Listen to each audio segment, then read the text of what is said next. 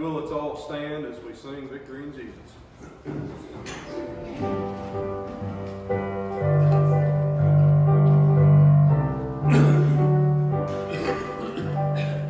I heard an old story, how a Savior came from glory, how He gave His life on Calvary to save a wretch like me. I heard about His groaning, of His precious blood's atoning. Then I repented of my sins and won the victory. Oh, victory in Jesus, my Savior forever. He sought me and bought me with His redeeming blood. He loved me ere I knew Him, and all my love is to Him. He plunged me to victory beneath the cleansing flood. I heard about His healing, of His cleansing power revealing, how He made the lame to walk again, and caused the blind to see. And then I cried, Dear Jesus, come and heal my broken spirit. And somehow Jesus came and brought to me the victory. Oh, victory in Jesus, my Savior forever. He sought me and bought me with His redeeming blood. He loved me ere I knew Him, and all my love is to Him. He plunged me to victory beneath the cleansing flood.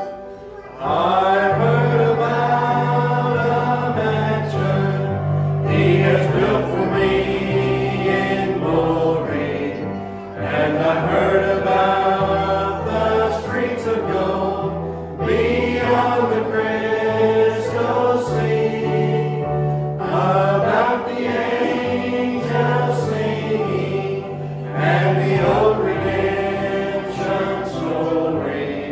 And some sweet day I'll sing up there the song of victory. Oh, victory in Jesus, my Savior forever. He sought me and brought me with His redeeming blood. He loved me ere I knew Him, and all my love is to Him. He plunged me to victory beneath the cleansing flood. Thank you. You may be seated. Next we'll sing There's Power in the Blood.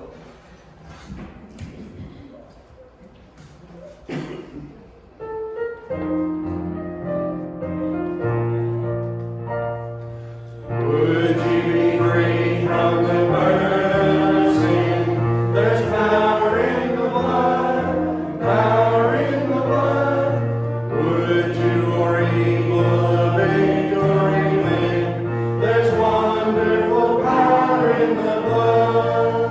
There is power, power, wonder-working power in the blood of the Lamb.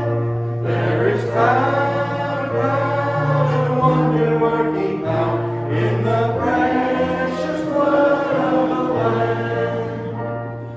Would you be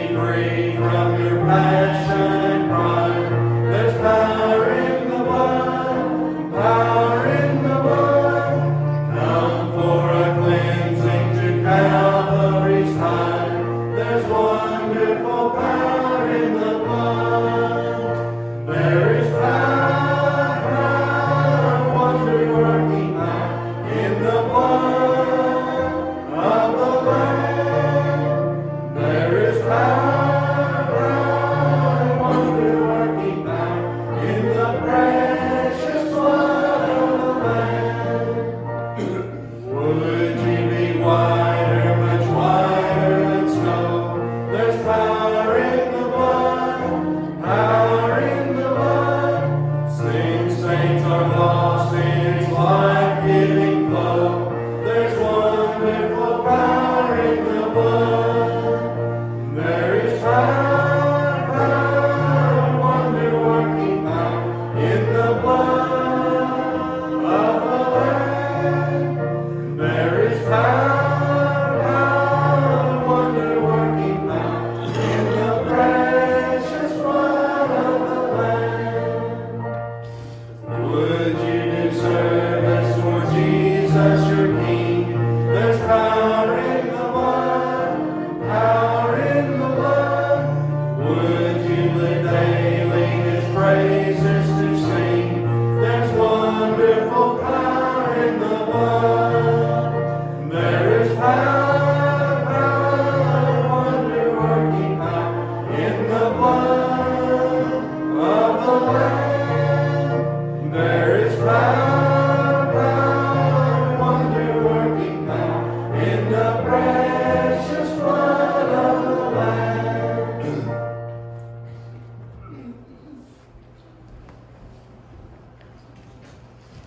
Yeah, I'm getting the mic on. Can y'all hear me? I want you to go to sleep on me.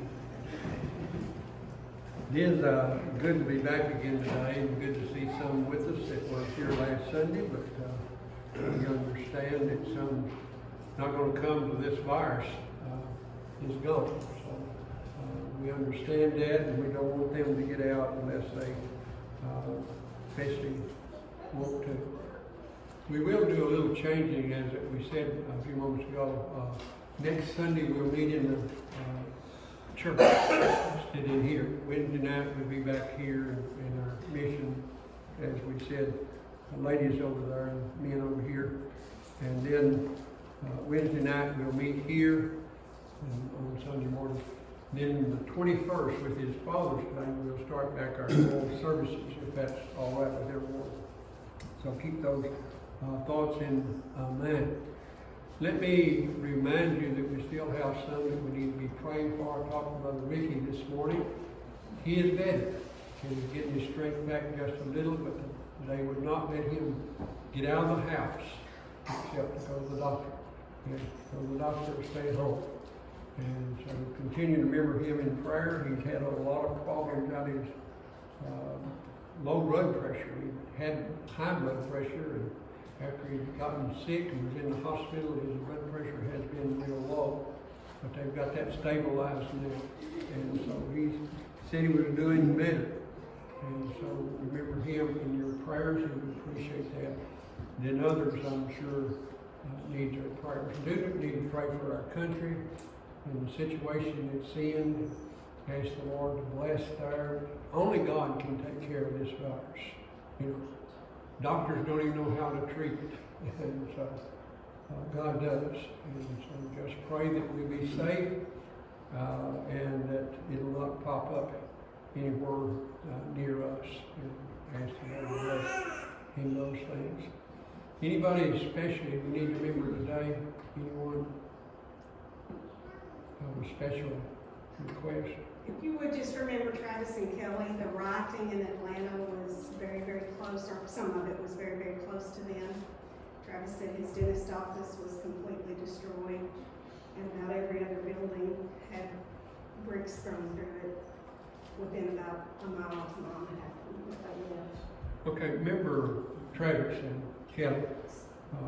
They're in Atlanta, and they are having riots there and things of that nature. So remember them. And need to remember all of them that's going on. The demonstration, I personally think that's fine if it's peaceful. But when the rioters come in, they're not demonstrating, they're wanting to steal and destroy. And it's nothing about the man that got killed, just to be honest about it.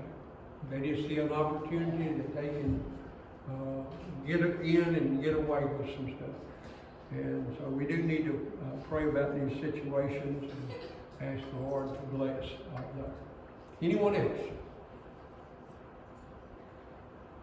Not to us go to the Lord in prayer and ask His blessing on our services today and on our country and on the situation that's on, especially sick. We still have a lot that has this virus that needs our prayers and need to be prayed for. Let's pray.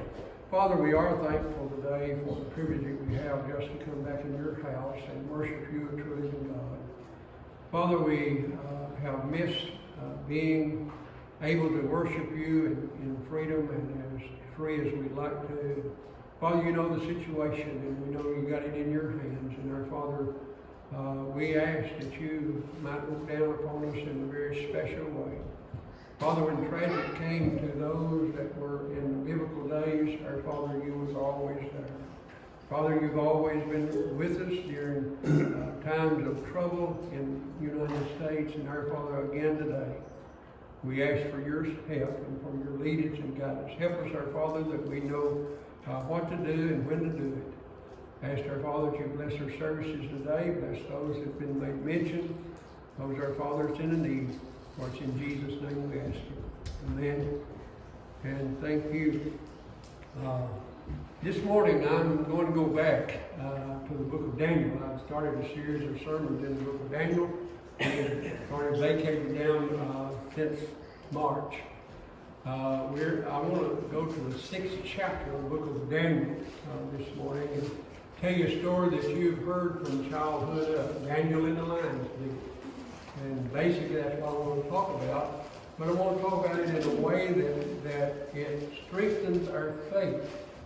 Think of how much faith Daniel had from the time that he was taken captive until this time. And I'm told by historians that he's probably about 80 years of age. And me and a few others know about what he's talking about, being 80 years of age. But let's think about his faith that he had when others were against him. You know, it's easy to have faith when God is standing beside us and everybody else is. But it's a lot harder for our faith to be strong when people are against us, when we're standing alone. And basically that's what's taking place here. If you have your Bible this morning, I'm just going to read verses 19, 20, 21, and 22. I struggled with what to read.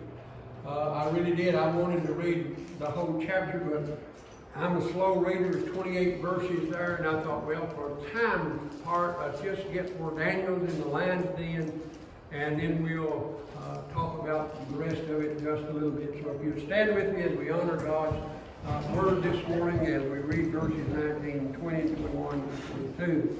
He said, Then the king rose very early in the morning and went in haste unto the den of the lions. We have to keep in mind now, just prior to this, Daniel had been thrown in the lion's den. He spent the night there. And this is the king. He says, And when he came to the den, he cried with a laminated voice unto Daniel. And the king spake and said to Daniel, O Daniel, servant of the living God is thy God, whom thou servest continuously, able to deliver thee from the lion's den. Now, what a statement. That could have been a good title. Is God's, your God, able to deliver you from the lion's den? I could have said that, but is he able? Is your God able to deliver you from the lion's den? And a lot of times we're in the lion's den of the world. Verse 21, he said, Then said Daniel unto the king, O king, live forever. My God has sent his angel and has shut the lion's mouth, and they have not hurt me, for as much as before him innocent was found in me, and also before thee, O king, have I done no hurt. Think about that. I've not done anything against you, and God found me innocent. What a statement. You may be seated. Let me go back and rehearse a little bit to where we know where we're at and where we're going from. Keep in mind, Daniel was captured at a young age, probably around 18 years of age. Some of you even said he was as young as 16. I don't know, but he was young. And he was come from captivity unto being number one person in the kingdom of Darius, or the Medes and the Persians. Last time we studied out of the book of Daniel, the 5th chapter. We found where Belshazzar was told his kingdom was divided and it was going to be conquered, and it was. The Medes and the Persians taken that in the latter part of that 5th chapter. We'll find that Daniel and his friends were captured by Nebuchadnezzar and taken to Babylon. We find that Daniel refused to eat of the king's food or drink of his wine. You know the story that we studied in there. Daniel interpreted 2 dreams for Nebuchadnezzar. One of them was the statue, the head of gold, the shoulder and arms of silver. You remember that? And then he also interpreted the dream that he dreamed there in the 4th chapter. Let me go back and rehearse just a little bit concerning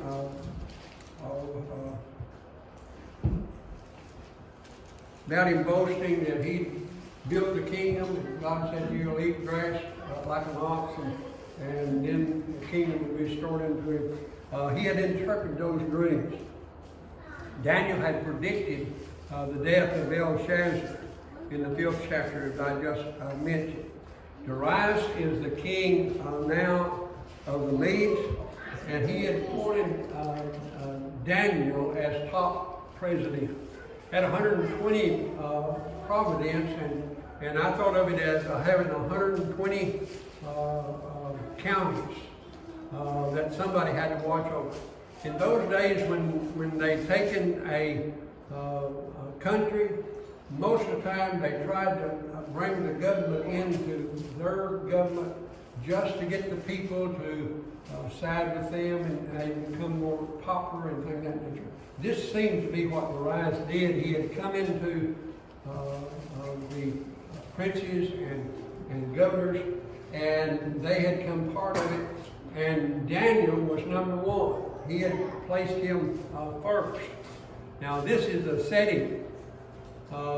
We find that the others that were being appointed over these countries or these providence, we find that they became jealous of Daniel and wanted Daniel to be destroyed, basically.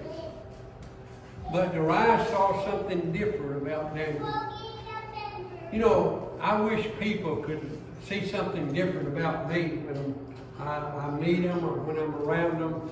Now, most of the time they don't. They wonder, what in the world are you? But Darius, now he was a pagan. He did not believe in a true and living God. Matter of fact, that's the way he was influenced to pass his decree, was that they said, nobody ought to bow down to any other God except you. You are the God. And so that's sort of how it got to pass. But anyway, Daniel was appointed top man. Then the trickery began to come about. In verse 4, we can find the people of faith are not always popular. Daniel was not popular with the other people. If you have a strong faith, you probably won't be very popular with people. You know, they'll sort of resent you. They'll begin to say you're a person that's too religious. That's what the world says about Christian people anyway. We're too religious. You know, we're narrow-minded. We don't understand how they feel and how they act. That's sort of what has taken place here with Daniel. They were saying that he's really not all that good, but He's getting the credit of that. Let's notice, if you would, the other princes and presidents despised Daniel. Serving God has always been costly. Let's go back and think about how it's cost people to live for God. It costs you today to leave your home and come here. You know, matter of fact, many of us came expecting that we have a chance of catching the virus. You know, well, I thank God with a block, if you would. I leave it in the hands of God. If He wants me to have it, I'm going to have it anyway. And so that's where I'm at on that. But anyway, the prophets were often ignored. When they prophesied, they were ignored. Church people are ignored today. Preachers are ignored today. You know, they don't want to hear what we got to say. They were often ignored and even jailed and even stoned to death. They died because of their faith. I'm reminded of John the Baptist. He was jailed and then beheaded. His head was cut off because his belief and his practice, his faith in God, and the truth that he stood for. Then I'm reminded of Paul being jailed and martyred. Paul, one of the greatest men, I suppose, that there were. Then I'm reminded of all the apostles that walked with Jesus was martyred, except John, and John was exiled. He was put on an isle. You read about that in the book of Revelation, Isle of Patmos, and there he spent the rest of his days out there. Jesus warned his disciples of rejection by the world. If you go back to the book of John, 15th chapter, you can find that Jesus warned them, said, if they hate me, they'll hate you. And they'll not listen to you because they wouldn't listen to me. If they're not going to heed what Jesus said, they're not going to listen to us today. You can go around even our neighborhood here, knock on doors. Those that are in church somewhere will tell you where they're going, but those that won't don't have no time for you. We really don't want you here is basically what they'll tell you. We don't want to hear it. And so if they won't listen to Jesus, they won't listen to you. Christians have suffered for their faith for centuries, all down through ages. Christians have suffered. And it's not going to change. Folks, us don't get it in our idea that the world's going to change. It's not going to change. Christians are not going to be accepted for what they are. You know when people really want Christians in the church? When there's trouble. When there's death. When there's sickness. Boy, they're eager to call the church then, aren't they? Pray for me. And I think we should. I don't mean that in an ugly way. I'm just saying we only meet their need. That's the only time they came to Jesus. When he walked upon this earth, they came to him when they could feed him or when they could heal their sickness. And Jesus did that. So we are suffering always for our faith. Let me ask you a question. Will your faith hold up under persecution? When persecution comes, will your faith stand the test? I hope so. Second thing I want to share with you, verses 4 through 9. We find the presidents and the princes started their plot of deceiving. Daniel was their enemy, so to speak. And they sought a way of flaw in them. They looked for something in him that they could accuse him of. I want you to know today the world is looking at us. They pass by here even today and see the car sitting here. They're criticizing us. I don't know what they're saying. I don't know what they're doing, but they're criticizing. You know, if there's one of us gets the virus, it might not come from Walmart or a service station or a doctor's office. It's going to come from the church. But you wouldn't have got it if you hadn't met together. I mean, that's it. I noticed, I believe it was Wednesday, there was 4 new cases in Graves County. They said it was in the county. They didn't say where they was. They don't tell. But I'd be safe in saying it's being told. I don't know this, but I'd be safe in saying it's being told that it comes from some of the church services, if they went to church. See what I'm saying? You're more than likely to catch the virus somewhere than right here. I look around and I see most of us are here, are homebodies. In other words, they've been staying home as much as possible. But if you go to Walmart, you don't know where that person that's walked right in front of you has been or how it come from. And I'm not critical of that. I'm just saying the fact that that's what's going to take place. They're searching for something to discredit us with. They're going to blame it on the church and our gathering together. They could find no fault in Daniel. And what a credit it was to Daniel's faith. Wouldn't it be good to be able to say, nobody can find no fault in me? Now, James might say that.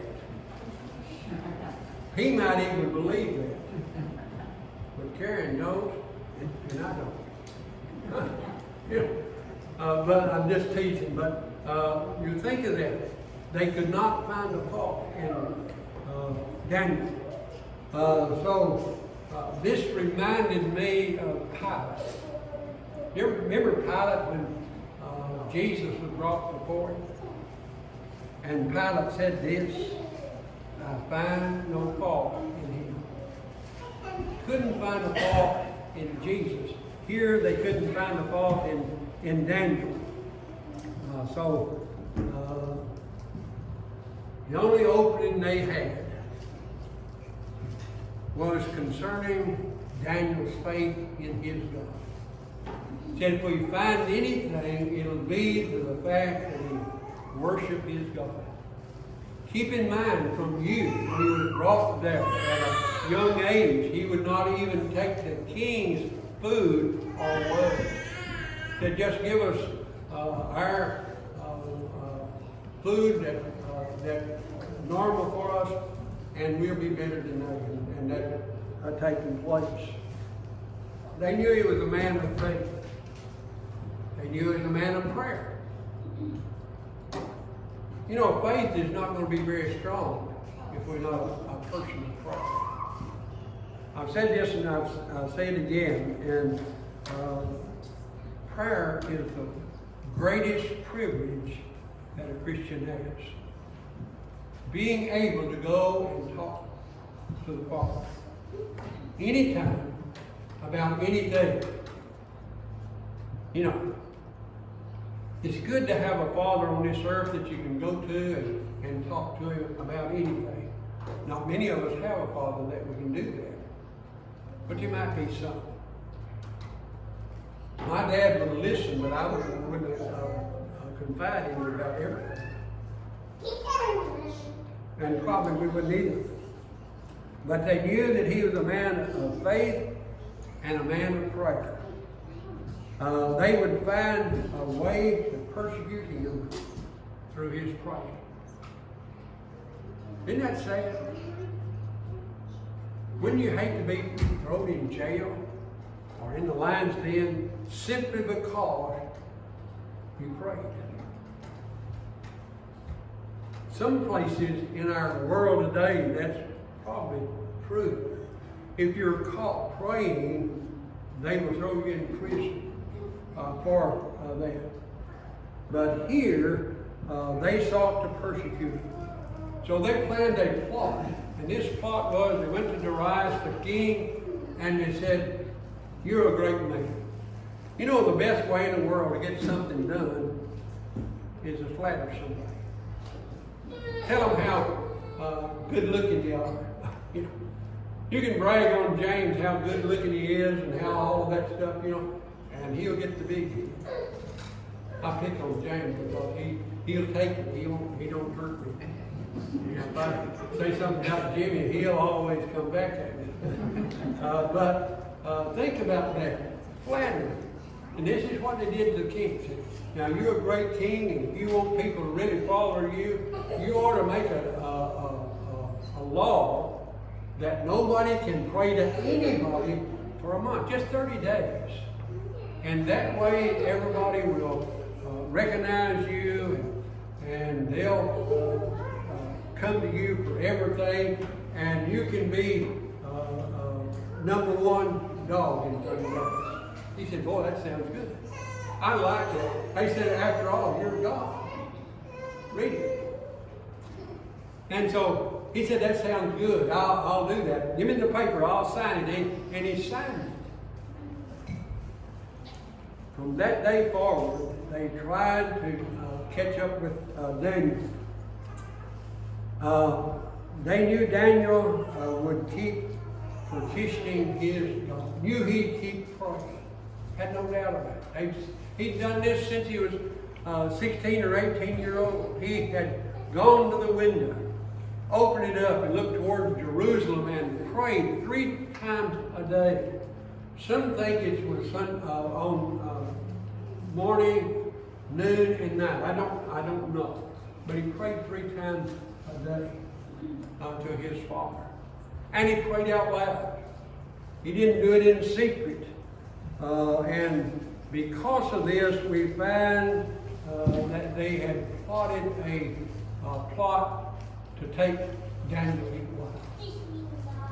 I mean, they didn't just want him kicked out of office. They wanted him dead.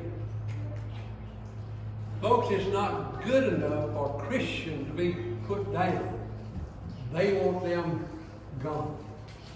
And it has always been that way and still today.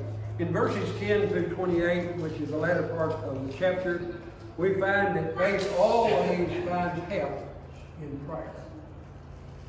Keep that in mind. Faith always finds help in prayer. If you want your faith to be strengthened, if you want help in time of need, pray. Don't pray to me. I can't help you. Pray to God. He's the one that hears and understands. He's the one that's capable of helping you. He's the only one that we can pray to. Now, notice, if you would, Daniel responds to the king's decree. And he kept on praying, on praying as before.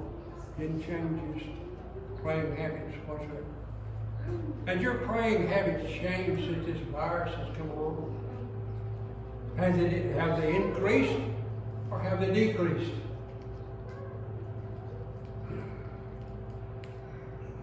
How much difference has it made in your life not even being able to come to church? You know, I believe church service is for a purpose. I believe it's just like going to the gas station and putting gas in your car. You know, the car won't run without gas. I need gas on Sunday morning to run me through the week. I get pumped up when I'm around Christian people. I feed off of them. I told Austin when he talked about filming this, when he started, I thought, I don't want to do that. Well, Austin got to doing it for a couple of weeks, and I got to feeling bad and shame. And I guess the Lord, well, I know it was, the Lord just worked on me, and I said, I'll help you out, I'll do it every other week. And, you know, but I couldn't preach to a phone. Yeah. I don't feel good at that. I can't get motivated. It takes you for me to feed on. And so that's what Daniel was saying here. He prayed as he prayed before. We ought to be praying as we did pray before. When we was in church service, every service, every Sunday morning and Sunday night and Wednesday night, we ought to still be motivated.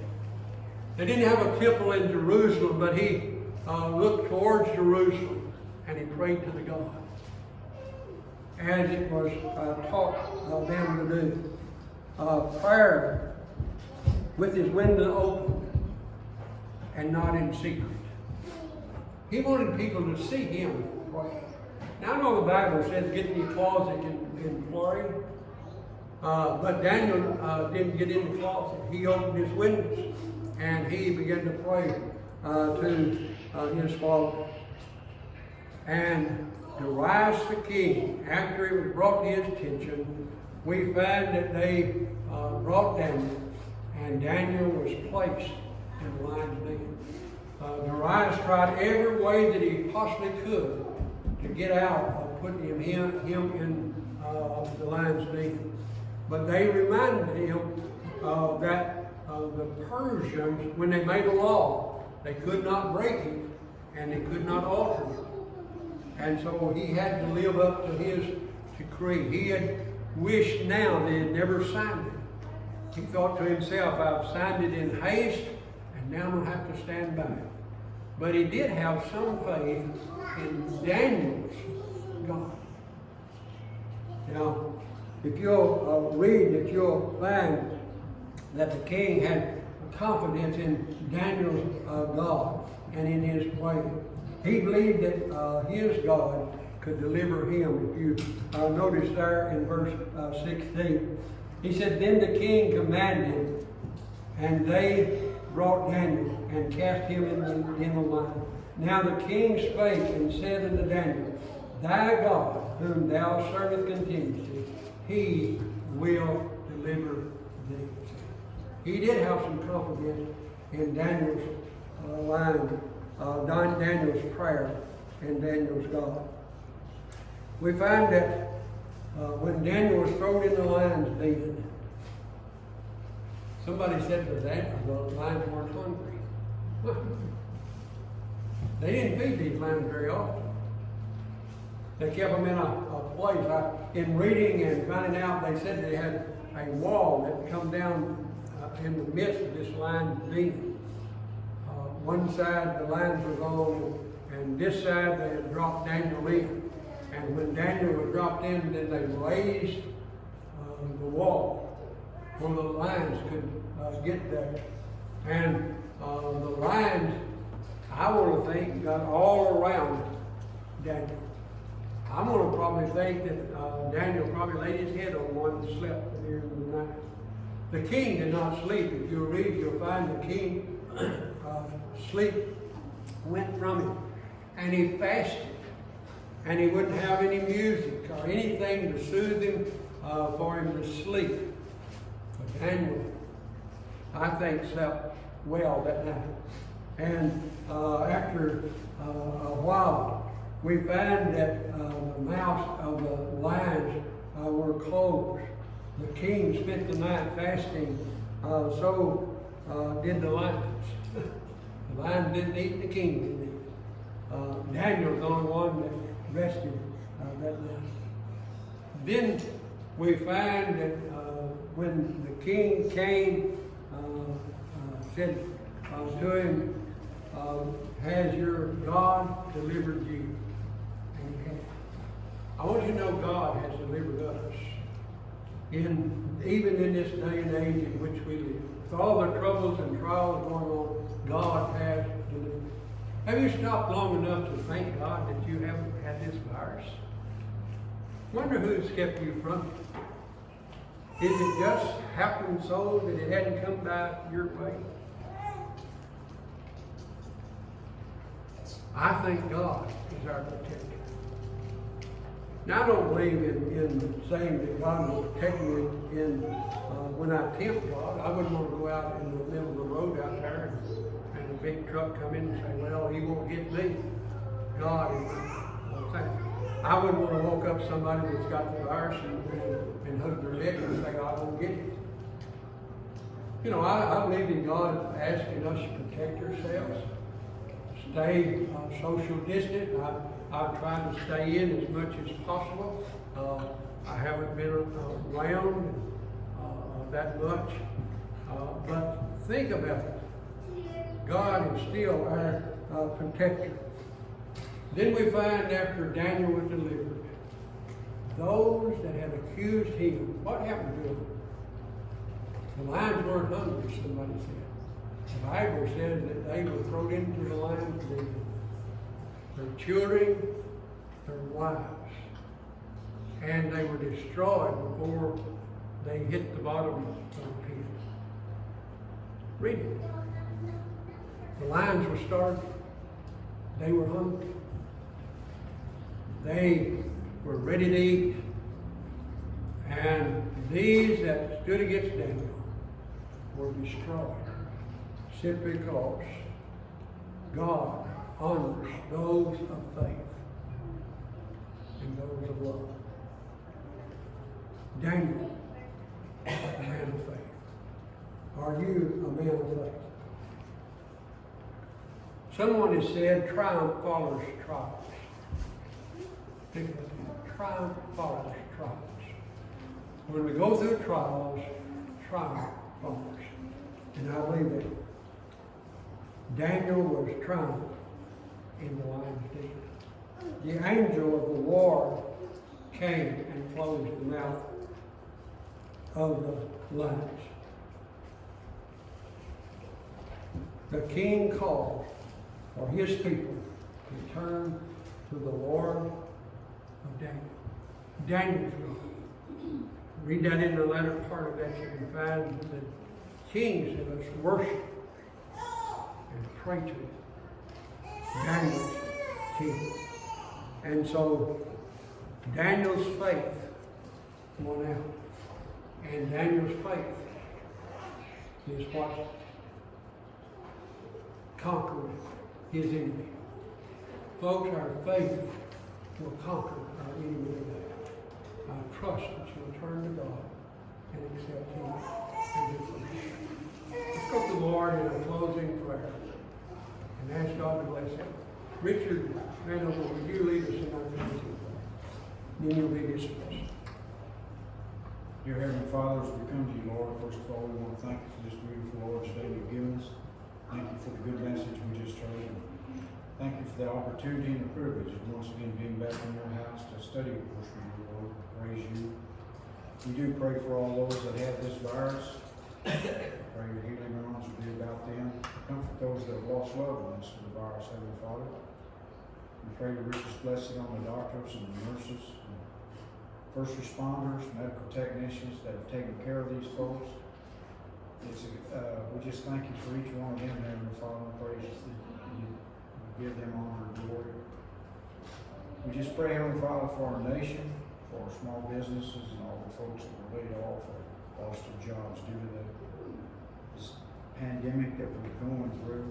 We just thank you for your many blessings. Thank you for each member of the church that's been here this morning to hear this message. Pray your richest blessing on them, and that your loving arms will be about each one, that none of us will get the virus. It will be your will.